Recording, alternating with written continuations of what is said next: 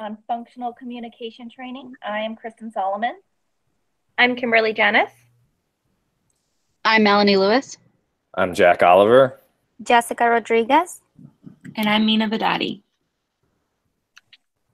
In our scenario, we were given the ELSA preschool. In this school, there was 200 students between the ages of 3 and 5. 50 of the students are regular education, 150 are special education. 25 students are nonverbal, 5 of which use a PEC communication system. There are 20 different classrooms with 8 to 12 students in each classroom. In each classroom, there is 1 teacher and 2 assistants. Additional staff include 2 full-time speech therapists, 1 occupational therapist, 1 physical therapist, along with the principal and the BCBA. In addition, there are 4 to 6 volunteers there daily. The main problem behavior occurring throughout the whole school are tantrums and fighting over toys. Next slide. So functional communication training, what is it? Functional communication training is a behavior analytic intervention that utilizes differential reinforcement through teaching communication skills to gain access to the reinforcement. It teaches appropriate attention seeking to replace challenging behavior. In this case, we want to replace those fights over toy. We want to teach the students how to communicate and how to ask for the toy appropriately. Next, please. A little bit of research background. Functional communication training is implemented after an FBA has been conducted to identify the function of an interfering behavior. The functions can be escape, attention, access to reinforcement or tangibles, and sensory automatic reinforcement.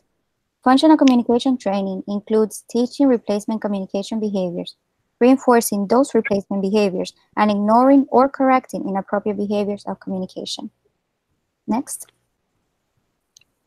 The materials needed for this implementation include a pen or pencil, data collection sheets, data collection software or application if needed, preferred toys, poster of the school rules, communication tools, and specific to the tiers are Tier 1, a clicker, the SWPBS Google Doc, play items to win, and a sticker chart.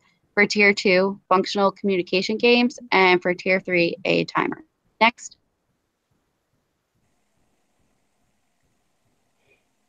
Functional communication training steps. Step 1, establishing a team. This can include the client, the teachers, and caregivers. Step 2, identifying the challenging behavior. 3, collecting baseline data. This is the data that we collect before implementing an intervention. Step 4, developing a hypothesis statement. 5, testing the hypothesis. 6, developing interventions. 7, monitoring intervention effectiveness. Next. An example of a training outline for functional communication can be introduced at 3 different tier levels based on students' needs and progress. Tier 1 in this example will focus on the school-wide rule of using nice words. Staff will look for natural and contrived opportunities to facilitate functional communication, such as the example picture exchange device and phrase on the slide of "I need help." Tier 2 will become more focused for students who may not be progressing as well within the area of functional communication.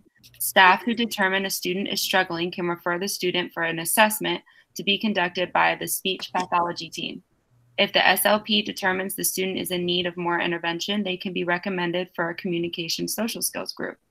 While in social skills group, the staff will focus on using more specific functional communication training while playing with peers, such as the "My Turn" picture exchange device and phrase on the slide. Tier 3 is for students who are not demonstrating adequate progress and who have challenging and unsafe behaviors due to limited communication skills. These students will receive intensive functional communication training and will have a formalized plan written by the BCBA. The BCBA can then conduct an FBA for identified students to focus on specific reinforcing play items for the students, such as the fire truck, picture exchange device example, and the phrase on the slide. Next slide.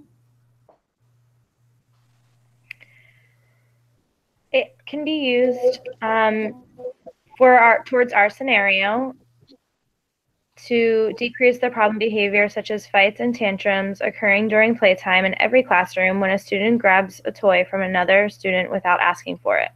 Functional communication training will teach these students to ask for a toy appropriately, such as asking, "Can I have the toy when you finish?" In our video example, you can see what a final product of effective functional communication training will look like.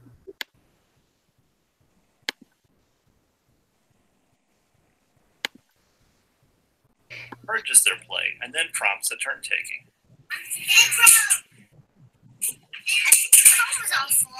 It is. You can paint some more. Is your turn over? Is it Bradley's turn? All right. What do you need? It's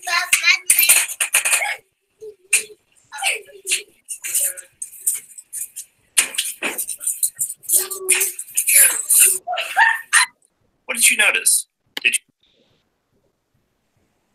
In this video, we saw that the students were sharing appropriately, using appropriate language to ask for the toys, and taking turns. Next slide, please. Some final thoughts in our conclusion would be that communication is a fundamental need for all individuals.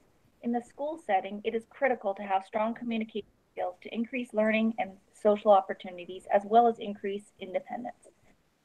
Some key final tips are that training will occur over the summer and before the new school year, and ongoing training will occur as the year progresses.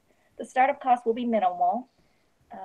The only required cost is to the additional professional development day. The utilization of functional communication training has been widely researched to teach functional equivalent communicative responses as replacement behaviors.